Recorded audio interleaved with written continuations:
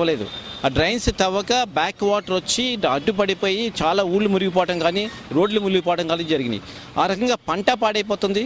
ఈ రకంగా రైతులు నష్టపోతున్నారు. చాలా ఇల్లు కూడా పడిపోతున్నాయి. ఇవన్నీ చూస్తే రైతుని ఈరోజు ఏ రకంగా ఆదుకుంటామనే భావం మటుకు అందరిలోనూ కూడా ఉంది. ఇవాళ రైతు మళ్ళీ పెట్టుబడి పెట్టుకోవడానికి కూడా ఒక పైసా లేదు. సో నేను ఉద్దేశంతో ప్రతి రైతుకి ఖచ్చితంగా పాడైపోయిన రైతుకి 10,000 అది తప్పకుండా ఇవ్వాలని, అంతే కౌలు రైతుకి ఎకరానికి కౌలు రైతుకి ఇంకో 2,000 రూపాయలు ఎక్కువ ఇవ్వాలని మేము ప్రత్యేకంగా డిమాండ్ చేస్తున్నాం. అంతేకాకుండా ఇన్సూరెన్స్ ఏదైతే వస్తుందో ఇన్సూరెన్స్ కూడా తొందరగా ఇప్పించిపోయినట్టయితే రైతు పెట్టుబడి పెట్టుకోవడానికి కూడా డబ్బు లేదు. ఆ ఇన్సూరెన్స్ కూడా తొందరగా పే చేయించాలని నిన్న చీఫ్ మినిస్టర్ గారు వచ్చారు, వ్యవసాయ మినిస్టర్ మొత్తం అంతా ఏరియల్ సర్వే చేశారు.